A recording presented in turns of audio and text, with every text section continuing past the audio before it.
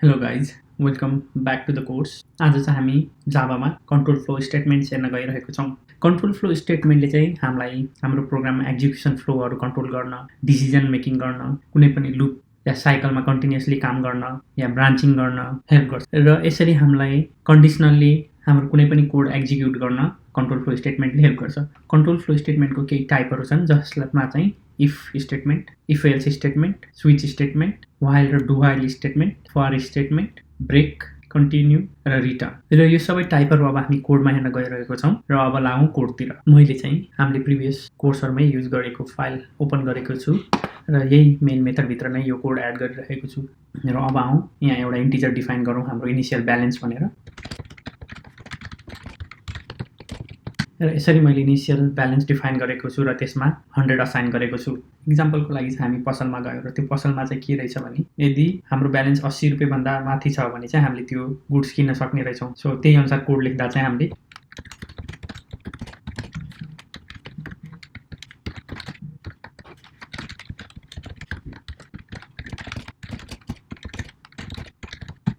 So यहाँ मैले चाहिँ इफ कन्डिसनमा हाम्रो इनिसियल ब्यालेन्स 80 भन्दा माथि छ भने चाहिँ हामीले यो बुक किन्न सक्छौँ भनेर एउटा कन्डिसन लेख्यौँ र यो कन्डिसन हाम्रो इनिसियल ब्यालेन्सको कन्डिसन म्याच भयो भने चाहिँ हाम्रो यो प्रिन्ट हुन्छ, नत्र भने यो प्रिन्ट हुँदैन। सो अब आउँ कन्सोलतिर र अब हाम्रो कोडलाई सेभ गरौँ। अब आउँ कन्सोलतिर, कोडलाई कम्पाइल गरौँ, कोडलाई रन गरौँ। हामीले यहाँ हाम्रो मेसेज देख्न सक्छौँ, you are able to buy this book. यदि हामीले यो 100लाई चाहिँ 70 बनायौँ भने चाहिँ के हुन्छ हेरौँ है त। फेरि कोडलाई कम्पाइल गरौँ र त्यसपछि रन गरौँ र यहाँ हामी देख्न सक्छौँ हाम्रो त्यो मेसेज प्रिन्ट भइरहेको छैन। यसरी हामीले इफ ब्लक हेऱ्यौँ। अब हेर्न गइरहेको छौँ इफ एल्स ब्लक।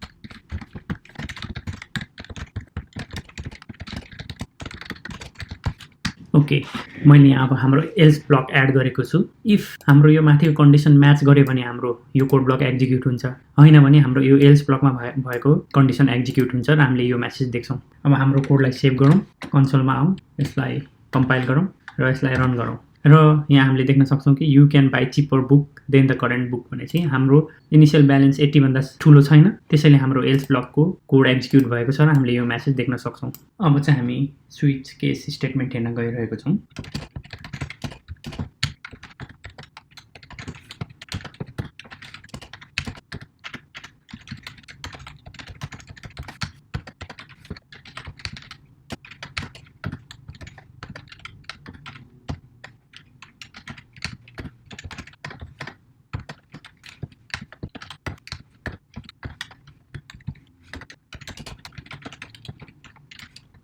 र यसरी मैले स्विच केस स्टेटमेन्ट लेखेको छु। स्विच केस स्टेटमेन्टमा चाहिँ हाम्रो स्विच हुन्छ र स्विचमा चाहिँ त्यसपछि हाम्रो कन्डिसन, हामीले म्याच गर्ने कन्डिसन के हो त भनेर यहाँ पास गरिन्छ। त्यसपछि हामीले हरेक केस लेख्छौँ र हरेक केस म्याच भएको केसमा चाहिँ त्यो केसभित्रको लोजिक एक्जिक्युट हुन्छ। र यसरी हामीले यहाँ इन्ट मन्थ गरेका छौँ र हामीले यहाँ मन्थ पास गरेको छौँ र फर्स्टमा आउँछ केस 1सँग चेक गर्छ, केस 1सँग मिल्दैन किनभने हाम्रो मन्थ 8 भएको हुनाले 1सँग इक्वल छैन, त्यसैले यो कोड ब्लक एक्जिक्युट हुँदैन। सो त्यो फेरि सेकेन्डको केसमा जान्छ, सेकेन्ड केसमा चेक गर्छ केस 8 हो भन्दा होइन, सो यो कोड ब्लक एक्जिक्युट हुँदैन र हाम्रो थर्ड केसमा जान्छ र थर्ड केसमा जाँदा 8 इक्वल छ, सो त्यसैले यो कोड ब्लक एक्जिक्युट हुन्छ। र हाम्रो यहाँ ब्रेक स्टेटमेन्ट राख्नुको कारण के हो भने हामीले यहाँ ब्रेक स्टेटमेन्ट राखेनौँ भने यो फेरि तल सब्सिक्वेन्ट केसहरूलाई फेरि चेक गर्दै जाने हुनाले चाहिँ हामीले हाम्रो केस म्याच भइसकेपछि त्यो स्टेटमेन्टलाई ब्रेक गर्छौँ र यहाँबाट नै कोड एक्जिट हुन्छ र यसको तल कुनै पनि कोड एक्जिक्युट हुँदैन। र इन केस हाम्रो यो केस पनि म्याच नभएको भए चाहिँ हाम्रो डिफल्ट केसमा आउँथ्यो र डिफल्ट केस भनेको चाहिँ कुनै पनि केस म्याच नभइकन लास्टमा एउटा डिफल्ट कन्डिसन हो जहाँ चाहिँ हामीले हाम्रो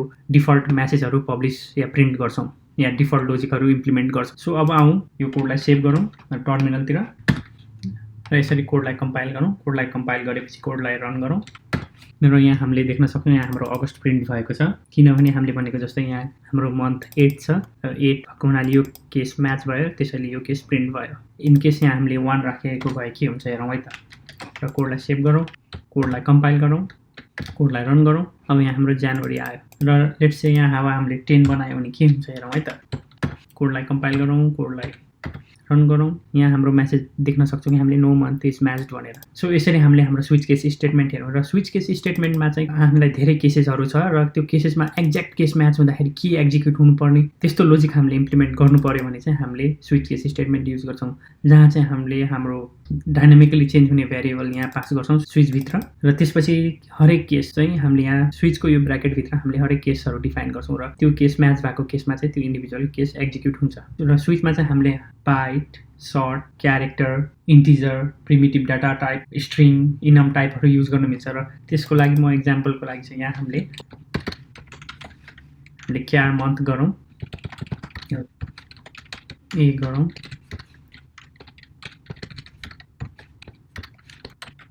यसरी हामीले मन्थलाई क्यारेक्टरमा कन्भर्ट गरेको छौँ र हरेक क्यारेक्टर चेन्ज गरेको छौँ र हाम्रो हरेक केसलाई यहाँ यसरी चेन्ज गरेको छौँ र अब हामीले यहाँ कुनै पनि क्यारेक्टर पास गऱ्यौँ भने त्यो क्यारेक्टर योसँग इक्वल छ कि छैन इभ्यालुएट हुन्छ योसँग इक्वल छ कि छैन इभ्यालुएट हुन्छ या योसँग इक्वल छ कि छैन इभ्यालुएट हुन्छ र कुनैसँग पनि इक्वल भएन भने यो डिफल्ट ब्लक एक्जिक्युट हुन्छ र यो माथिको केसमा कुनै एउटा केस म्याच भने त्यही केस एक्जिक्युट हुन्छ र अब एकचोटि हाम्रो कोडलाई फेरि सेभ गरौँ टर्मिनलमा आएर यसलाई कम्पाइल गरौँ रन गरौँ र हामी देख्न सक्छौँ जनवरी सो यसरी हामीले स्विच केस स्टेटमेन्ट हेऱ्यौँ हाम्रो यो स्विच केस स्टेटमेन्टलाई हामीले इफ एल्स युज गरेर पनि लेख्न सक्छौँ त्यो कसरी लेख्न सकिन्छ भनेर तपाईँहरूले ट्राई गर्नु र के डिफ्रेन्ट पाउनुहुन्छ हेर्नुहोस् र तल कमेन्ट सेक्सनमा के डिफ्रेन्ट पाउनुभयो कमेन्ट गर्न सक्नुहुनेछ र अब चाहिँ हामी वाइल स्टेटमेन्ट हेर्न गइरहेका छौँ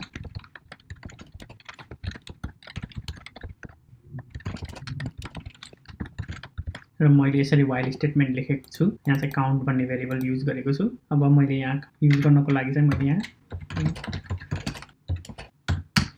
र मैले यसरी यहाँ भेरिएबल डिक्लेयर गरेको छु जुन चाहिँ मैले यहाँ वाइल कन्डिसनमा पास गरेको छु र जबसम्म यो काउन्ट 11 भन्दा कम हुन्छ यो लुप चलिरहन्छ र जब यो 11 भन्दा ठुलो हुन्छ या 11 सँग इक्वल हुन्छ यो लुप ब्रेक हुन्छ र हामी यो लुपबाट बाहिर आउँछौँ र कोडलाई सेभ गरौँ कोडलाई सेभ गरिसकेपछि टर्मिनलमा आएर कोडलाई कम्पाइल गरौँ र कोडलाई रन गरौँ र यहाँ हामीले देख्न सक्छौँ कि काउन्ट 0 1 2 3 4 हुँदै 10 सम्म गएको छ जब 11 हुन्छ हाम्रो कन्डिसन मिट हुँदैन यो फल्स यो कन्डिसन फल्स हुन्छ र यो लुपबाट बाहिर निस्किन्छ वाइल कन्डिसन चाहिँ तबसम्म एक्जिक्युट हुन्छ जबसम्म यो कन्डिसन ट्रू हुन्छ जब यो कन्डिसन फल्स हुन्छ त्यसपछि हाम्रो यो लुप एक्जिक्युट हुँदैन र हामी लुपबाट बाहिर निस्किन्छौँ र अब एउटा अर्को इक्जाम्पलमा जाउँ फेरि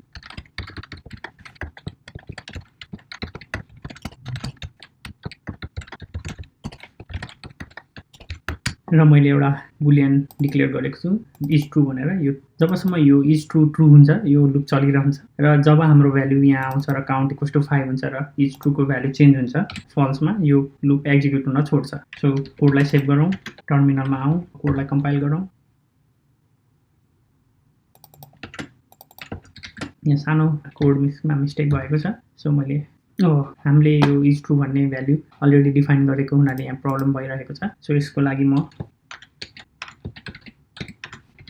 यसलाई युनिक बनाउनको लागि यसको पछाडि 1 राखिरहेको छु र कोडलाई कम्पाइल गरौँ र कोडलाई रन गरौँ र यहाँ हामीले देख्न सक्छौँ कि काउन्ट 1 2 3 4 भएको छ जब 5 हुन्छ हाम्रो इज ट्रू फल्स हुन्छ र यो कोड यहाँ फेरि आउँदाखेरि हाम्रो इज ट्रू फल्स भएको हुनाले यो कोड एक्जिक्युट हुँदैन अब हामी डु वाइल हेर्न गइरहेको छौँ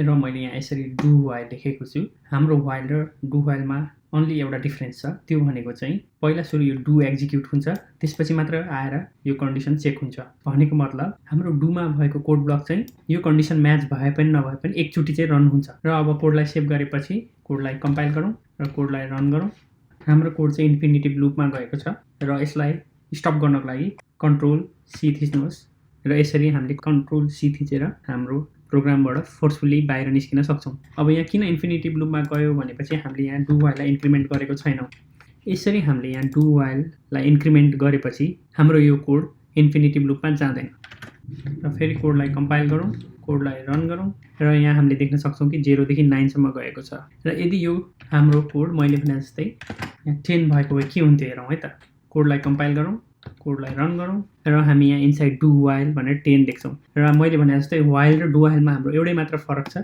यदि यो सेम केस वाइलमा भएको भए यो कोड एक्जिक्युट हुँदैन थियो तर डु वाइलमा चाहिँ हाम्रो यो कोड डु भित्र भएको कोड एटलिस्ट एकचोटि एक्जिक्युट हुन्छ अब चाहिँ आउँ फर लुप हेर्न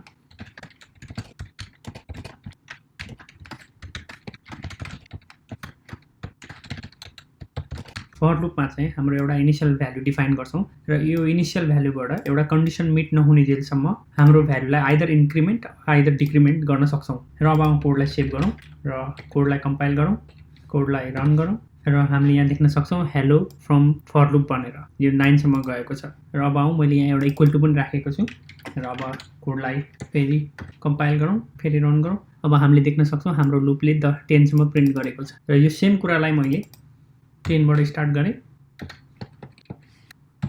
i is greater than 0, i minus गरेँ र कोडलाई सेभ गरौँ र कोडलाई कम्पाइल गरौँ र कोडलाई रन गरौँ। यहाँ हामीले देख्न सक्छौँ हाम्रो लुप उल्टो चलिरहेको छ। यसरी फर लुपमा चाहिँ इनिसियलाइजेसन हुन्छ, एउटा कन्डिसन हुन्छ र त्यसपछि हामीले एडिसन या सब्ट्र्याक्सन गर्न सक्छौँ। अब हामी फेरि एकचोटि ब्रेक स्टेटमेन्ट हेर्न गइरहेको छौँ। कहिलेकाहीँ हामीलाई चाहिँ यस्तो सिनेरियो हुन्छ कि हामी लुपको अन्तिमसम्म नगइकन बिचमै त्यसलाई ब्रेक गर्न चाहन्छौँ। त्यस्तो केसमा चाहिँ हामी ब्रेक स्टेटमेन्ट युज गर्न सक्छौँ। र मैले यसरी यहाँ ब्रेक स्टेटमेन्ट लेखेको छु। यो कन्डिसनमा चाहिँ हामीले के भनेको छौँ भने यदि हाम्रो i को भ्यालु चाहिँ 5 छ भने हामी यो लुपलाई ब्रेक गर्न चाहन्छौँ र यो लुपमा कन्टिन्यू गरिरहन चाहँदैनौँ भनेर यहाँ मैले ब्रेक लेखेको छु। अब यहाँ आउँ,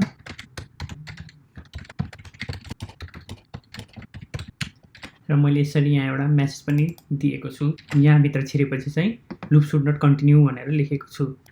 र कोडलाई सेभ गरौँ र कोडलाई कम्पाइल गरौँ, कोडलाई रन गरौँ र हामी देख्न सक्छौँ inside break no loop should continue भनेर हामीले देखिरहन सक्छौँ। हाम्रो लुप चाहिँ 10, 9, 8, 7, 6, 5 भयो र 5 पछि हाम्रो लुप ब्रेक भएको छ। यसरी कहिलेकाहीँ हामीलाई हाम्रो लुपलाई बिचमै ब्रेक गर्नु छ भने हामी ब्रेक स्टेटमेन्ट युज गर्छौँ। र ब्रेक सँगसँगै अर्को रिटर्न स्टेटमेन्ट पनि हुन्छ। हामीले कुनै भ्यालु यहाँबाट रिटर्न गर्नु छ भने पनि रिटर्न स्टेटमेन्ट युज गर्न सक्छौँ। र यदि यहाँबाट कुनै भ्यालु रिटर्न गर्नु छैन भने चाहिँ हामीले नर्मल ब्ल्याङ्क रिटर्न गऱ्यौँ भने यसले ब्रेकको जसरी नै काम गर्छ। आउँ अब कोडलाई सेभ गरौँ, कोडलाई कम्पाइल गरौँ र कोडलाई रन गरौँ। यहाँ हामीले देख्न सक्छौँ inside break no loop should continue भनेर। हामीले इम्टी रिटर्न गऱ्यौँ भने चाहिँ यसले ब्रेकको जस्तै काम गर्छ। सो यसरी हामीले ब्रेक र रिटर्न स्टेटमेन्ट हेऱ्यौँ। अब आउँ कन्टिन्यू स्टेटमेन्ट हेर्न। हामीलाई कहिलेकाहीँ यस्तो सिनेरियो आउँछ कि लुप ब्रेक गर्नु साटो त्यो स्पेसिफिक कन्डिसन, सिनेरियो या कुनै एउटा स्पेसिफिक केस म्याच हुँदाखेरि चाहिँ त्यो स्पेसिफिक केस या आइटम चाहिँ स्किप गरेर नेक्स्ट आइटममा जानुपर्ने हुन्छ र त्यसको लागि चाहिँ हामीले कन्टिन्यू स्टेटमेन्ट युज गर्न सक्छौँ। जस्तो यहाँ अब आउँ,